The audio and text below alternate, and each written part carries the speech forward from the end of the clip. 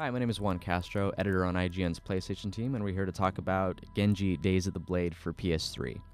Days of the Blade is a sequel to Genji, Dawn of the Samurai, which shipped for the PS2 in 2005.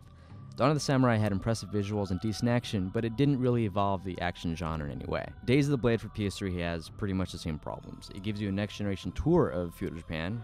It's a really pretty game, but it never gives you the freedom to really explore it. For all the processing power of the PS3, it gives you the kind of gameplay you'd expect from a Genji sequel on PS2. It's not an absolute disappointment, but when it comes to a next-gen launch title, regardless of the platform it's on, it really needs to impress, both in how it looks and how it plays. Having said that, Days of the Blade does improve on its predecessor in a few ways.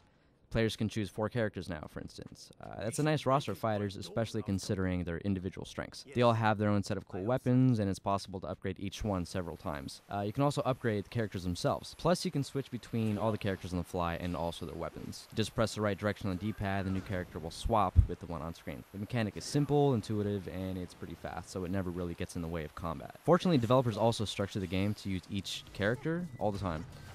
Certain individual enemies, for instance, particularly bosses, go down much faster when using the correct character-weapon combo. Also, the same thing goes for obstacles and hazards in the environment.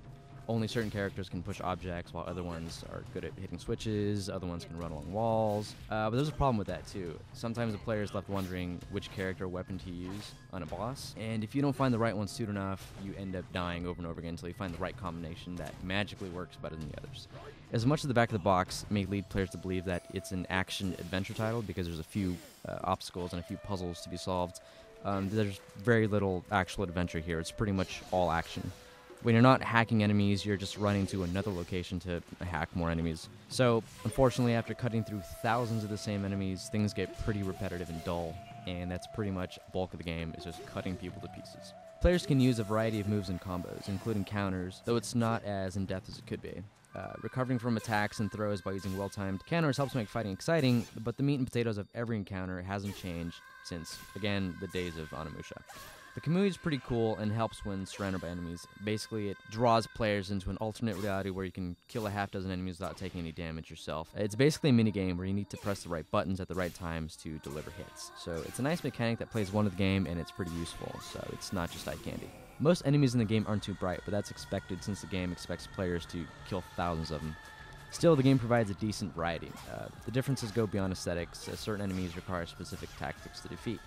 Some of the harder enemies, for instance, go through several phases, so you have to beat them until you peel off layers of their armor, and then you can attack their core.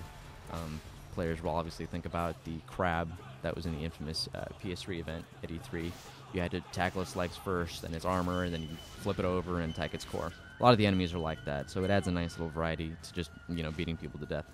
There's also general class enemies. These guys are a little bit bigger than the average enemy, and they also come packed with 6 or 7 lesser enemies that they command, and so you have to kill them first, and then kill their lesser cronies. So that's a nice touch. But the game also has archers, which is very, very annoying. The archers just kind of chill in the background while you're getting your ass kicked in the foreground, and there's nothing you can do to attack them until you kill everybody in the foreground first. A lot of games do this. It's annoying every time. Unfortunately, it looks like the same thing's going to be happening on PS3. In the end, Days of the Blade is a pretty game. It does a lot of good things that help differentiate it from its predecessor. It adds characters, adds weapons. It's a longer game also. In the end, fans of the original might want to take a look at it, but anyone looking for a true next-generation action title will pretty much need to wait.